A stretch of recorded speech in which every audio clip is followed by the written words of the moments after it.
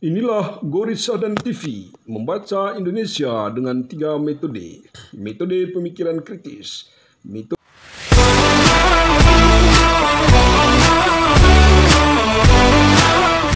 Inilah Goris Sadan TV, membaca Indonesia dengan 3 metode.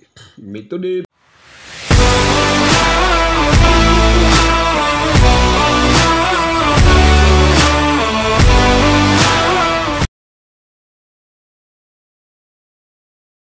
Selamat siang kepada pemirsa Goris Sadan TV di seluruh Indonesia. Goris Sadan TV membaca Indonesia dengan 3 metode pemikiran. Metode pemikiran kritis, metode pemikiran analitis, dan metode pemikiran reflektif. Pemirsa Goris Sadan TV yang ada di seluruh Indonesia yang kami cintai, pada saat ini di studio kami telah hadir Ibu Maria M.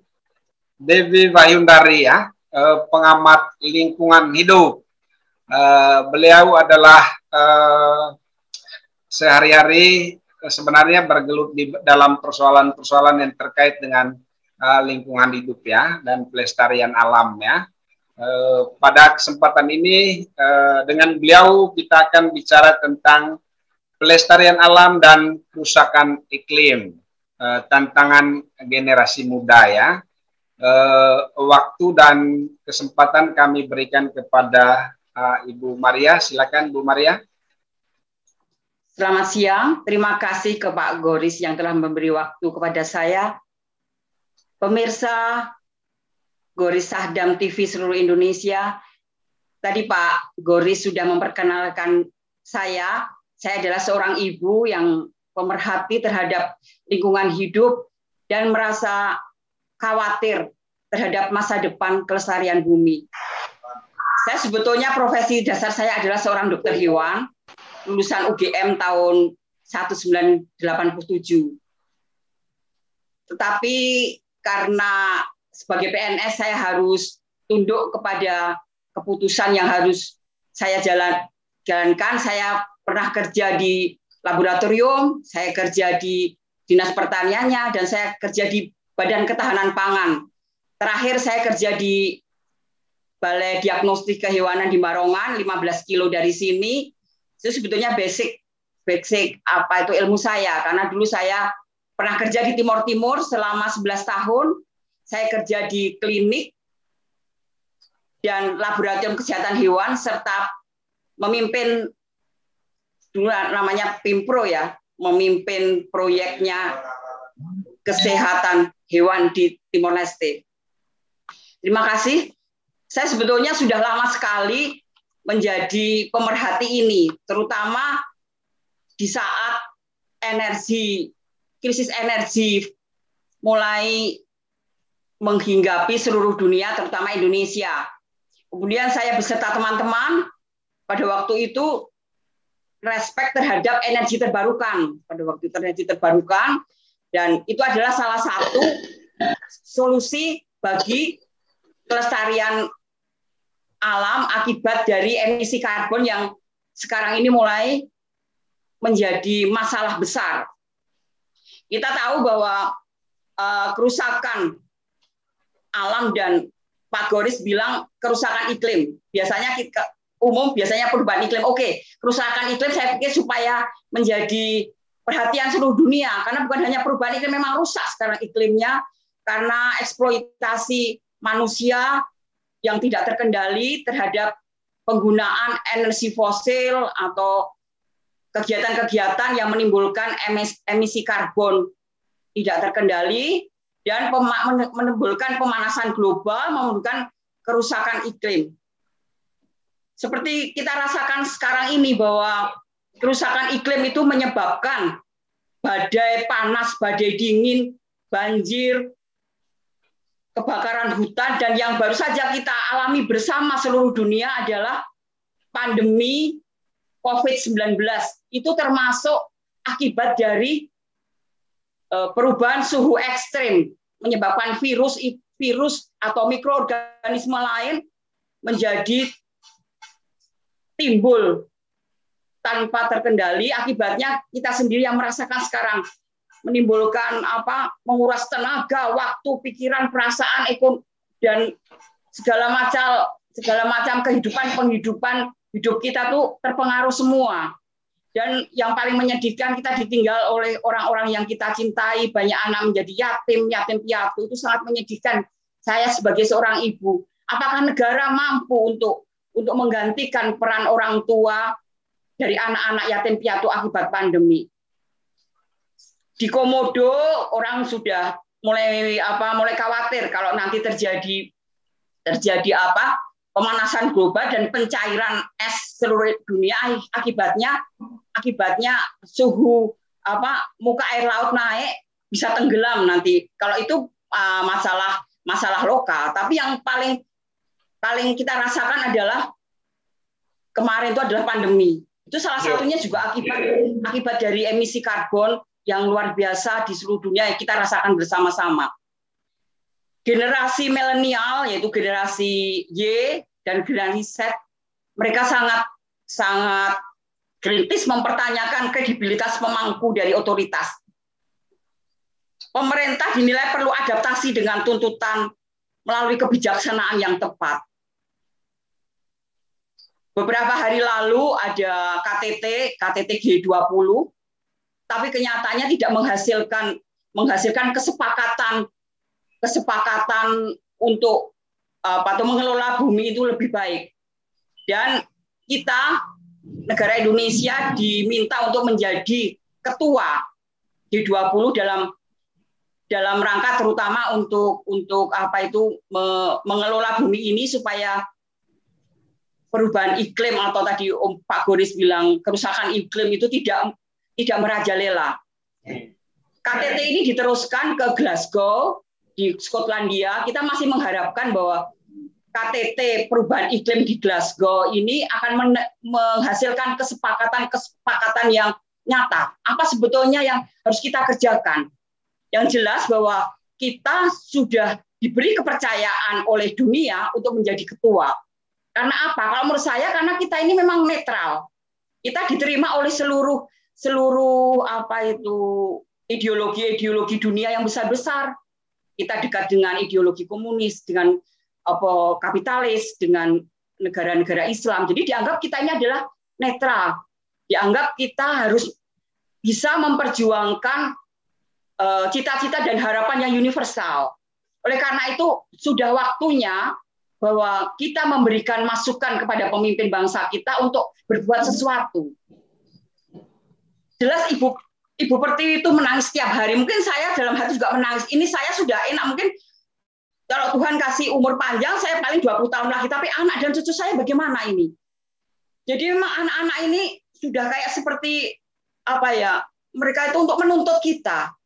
Kalau di organisasi internasional WHO sudah memanggil anak-anak muda untuk berceramah, seperti memberikan masukan kepada kita orang tua.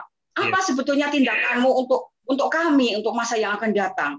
Seperti Greta dari Swedia, terus ada anak siapa itu? Kim dari Filipina.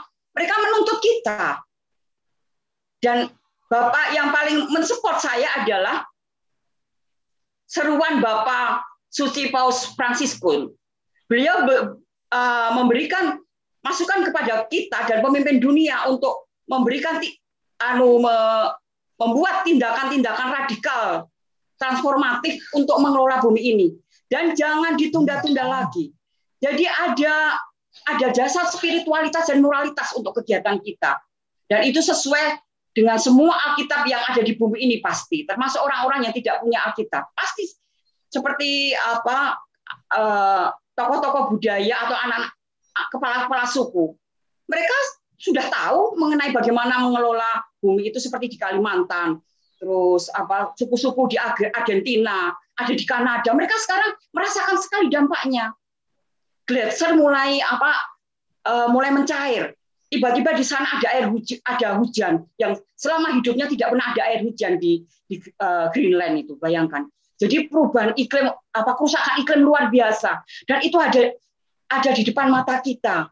Tapi tidak pernah ada tindakan yang radikal untuk kita kalau menurut saya perlu ada kepemimpinan bangsa, dan saya sebagai ibu tentunya harus juga mendampingi anak-anak muda ini, karena anak muda ini mungkin ya dia punya cita-cita, harapan yang besar, tapi perlu didampingi mulai dari perencanaannya, pelaksanaan, dan evaluasi dari keseluruhan. Karena mereka itu untuk hidup sekarang ini susah sekali. Anak-anak sekarang itu dari perubahan iklim aja dia merasa sering sakit, sering kena flu, seperti itu. Itulah salah satu gejala yang dihadapi setiap hari, dan itu terjadi di seluruh dunia. Dan itu kami sebagai ibu yang punya anak, saya merasakan, inilah akibat perubahan iklim, anakku sering sakit. Termasuk pandemi, dan saya akan takut sekali mikroorganisme lain selain virus, bakteri, jamur akan berubah ekstrem menjadi ganas untuk menyerang kita. Itu yang saya takutkan, dan itu saya pelajari dalam ilmu kedokteran saya bisa terjadi karena ada perubahan suhu ekstrem ini. Makanya mari kita bersama-sama untuk menanggulangi ini, dan jangan ditunda-tunda lagi. Kepercayaan yang diberikan kepada dunia untuk kita itu perlu negara kita harus memberi contoh dulu, pemirsa. Gimana kalau pemimpin bangsa kita kebijaksanaannya tidak berpihak kepada perubahan pengelolaan bumi? Ada seperti contoh, maaf, sebetulnya saya nggak mau ini, tapi lebih baik saya terus terang bahwa untuk mengganti energi fosil ke energi terbarukan itu harus memenuhi standar keberlanjutan. Sebagai contoh sekarang, diganti energi fosil dengan energi nabati dari kelapa sawit, itu memang nabati, tidak ramah lingkungan dan tidak berlanjut. Karena apa? Dia akan mengeksploitasi dan mengeksplorasi lahan yang luar biasa luasnya. Dan itu setelah dihitung oleh ahli, ternyata itu lebih besar menghasilkan emisi karbon daripada energi fosil solar. 32 kali lipat. Itu kan tidak dipikirkan. Dan saya dengar lagi sekarang korporasi, dalam hari ini adalah korporasi kita, sudah mulai membabat hutan di Papua untuk kegiatan ini juga. Itu yang makanya kalau menurut saya kepemimpinan kita harus berpikir integrated, komprehensif, dan mempunyai dasar spiritualitas, moralitas intelektual yang tinggi, supaya mereka berpikir lintas sektoral. Jangan sampai ada masalah ini kita selesai, tapi tidak mengikutkan ini mengakibatkan apa. Jadi memang harus ada, kalau penyanyi bilang harus manusia setengah dewa atau manusia setengah dewi untuk menyelesaikan persoalan ini. Jadi memang dari segi intelektual harus di atas rata-rata. Seorang yang bisa melihat permasalahan secara keseluruhan. Dan menurut saya itu adalah, kalau menurut saya itu karena dasar kita spiritualitas dan moralitas yang tinggi itu menyebabkan kita, dan tentu saja dengan intelektual yang tinggi kita menjadi orang seperti itu.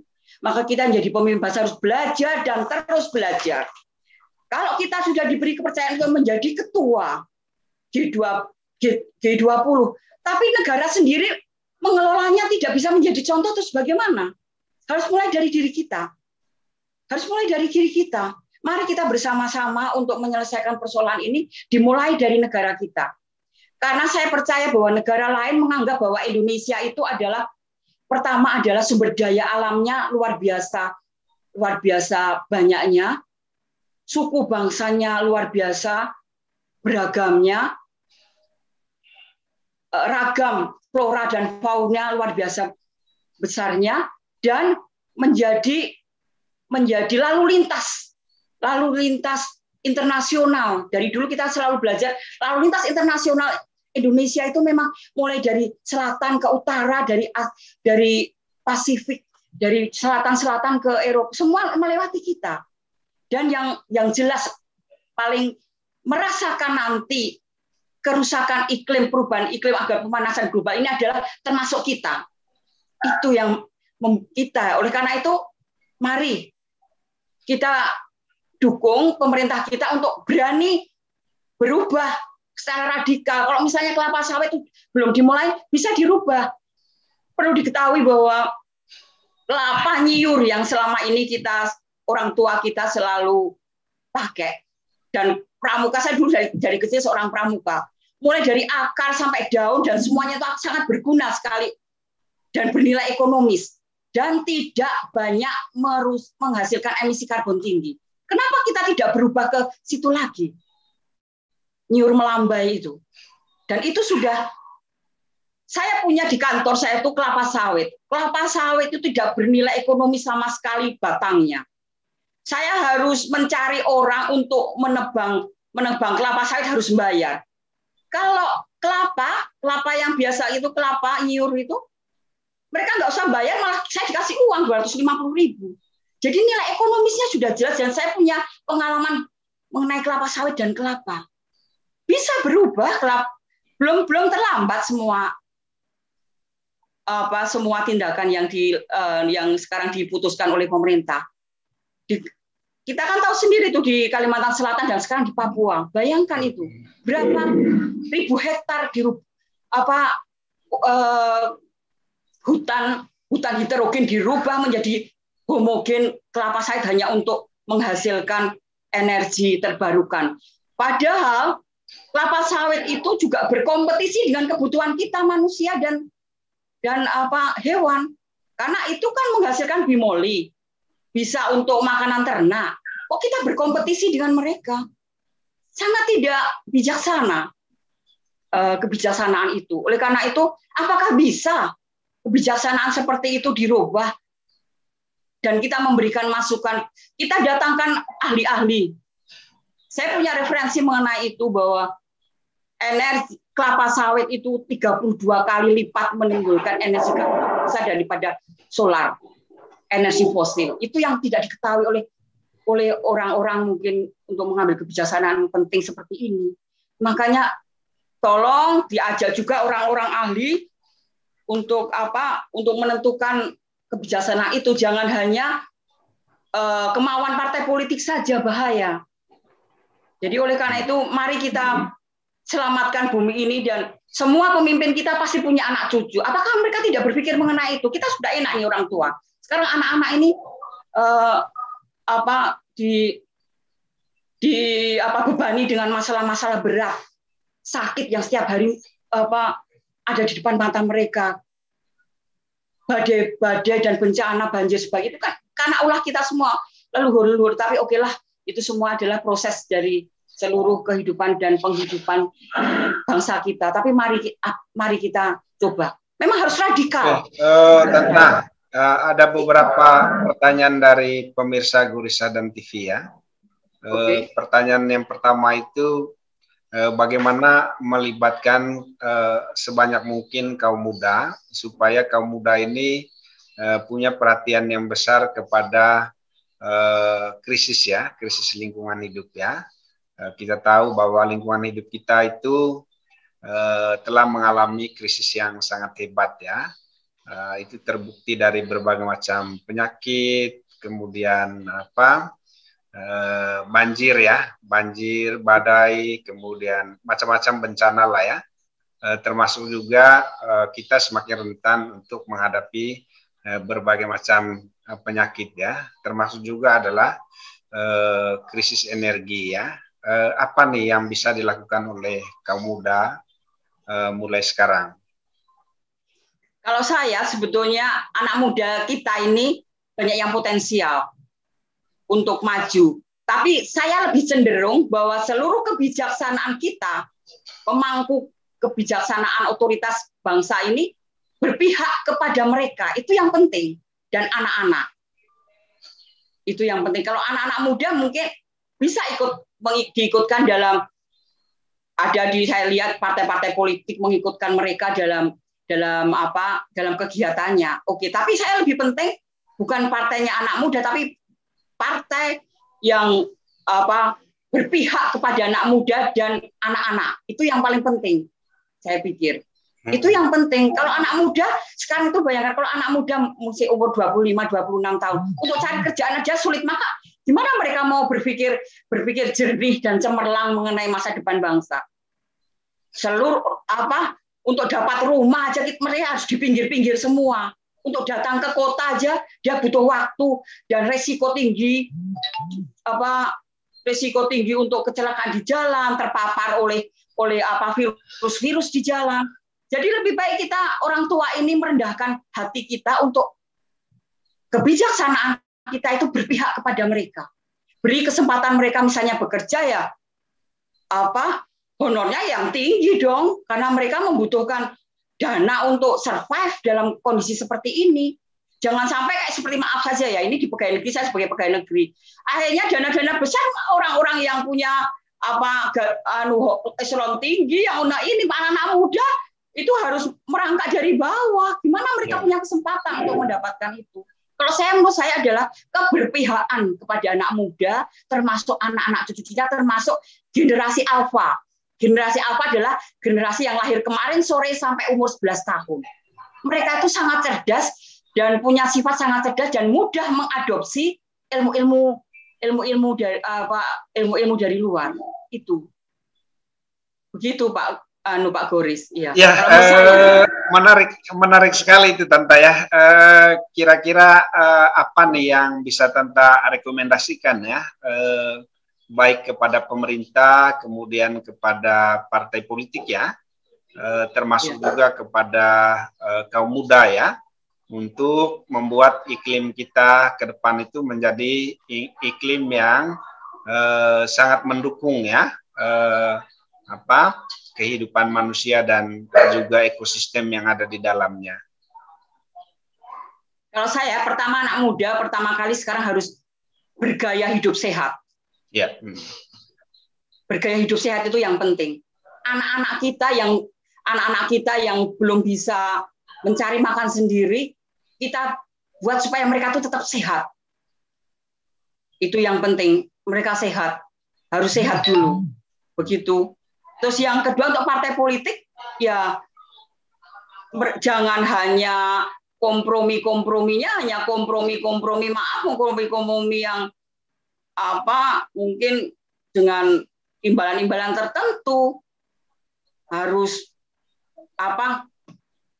cerdaslah untuk partai politik, karena ini yang menentukan pasti partai politik, karena seluruh kebijaksanaan eksekutif itu mesti yang mendukung partai politik yang kuat kan. Iya. Partai politik eksekutif, legislatif harus yang kuat, tapi maaf ya harus yang berkualitas begitu, mengikutkan cendekiawan yang punya cendekiawan kampus yang punya tahu masalah ini. Jadi memang harus rekomendasi dari kaum intelektual atau cendekiawan itu dalam setiap kebijaksanaan pemerintah. Jadi supaya ini bisa direkomendasikan atau direkomendasikan oleh cendekiawan bahwa ini kebijaksanaan ini betul. Jangan sampai hanya karena partai politik seenaknya sendiri begitu. Jadi partai politik memang harus, ini pemimpin partai politik kalau menurut saya ini kepemimpinan partai itu sangat menentukan sekali, karena menurut saya kepemimpinan itu belum tentu hanya pemimpin satu, kepemimpinan bersama itu penting dalam mengambil kebijaksanaan. Jangan kalau perempuan hanya emosional tapi mana sih dasar ilmiahnya, terus dasar moralnya, dasar spiritualitasnya. Tentu karena kita di sini berdasarkan Pancasila, kita mesti harus sesuai dengan arah atau panduan kitab suci kita, pasti itu kan, itu sudah kesepakatan bersama. Dan saya pikir bahwa Pancasila itulah yang membuat kita menjadi besar seperti ini. Dan NKRI, kita percaya sekali bahwa NKRI dulu disatukan oleh kekuatan, bukan hanya kekuatan manusia, tapi oleh kekuatan Roh Kudus atau Rohul Kudus untuk menyatukan kita. Orang di seberang sana selalu bilang, kok bisa Indonesia dengan pulau yang banyak, suku yang banyak, agama yang banyak dipersatukan. Saya bilang sama teman saya orang bule, kami dipersatukan oleh namanya Roh Kudus. Jadi yang menyatukan kita memang Allah. Jadi ada kekuatan Allah menyatukan kita. Oleh karena itu memang kekuatan doa itu juga harus selalu kita menjadi kekuatan kita bersama. Begitu Pak Goris. Dan memang dibutuhkan kepemimpinan bangsa yang menjadi suri toladan juga. Jangan kepemimpinan bangsa di Glasgow sana, tapi di sininya memimpinnya kebijaksanaannya tidak sesuai dengan cita-cita yang universal Pak Goris. Akhirnya kita kan begitu saja. Begitu saja kalau menurut saya itu. Oke, Tante, terima kasih banyak ya sudah hadir di Gori Sadan TV ya. Apa yang Tante sampaikan itu sebenarnya bagian dari mengedukasi masyarakat ya, terutama terhadap generasi muda. Dan saya rasa ini juga adalah bagian dari kontribusi Tante untuk membuat Indonesia itu makin cerdas ya. Selamat siang, salam hangat dari studio Gori Sadan TV. Yeah.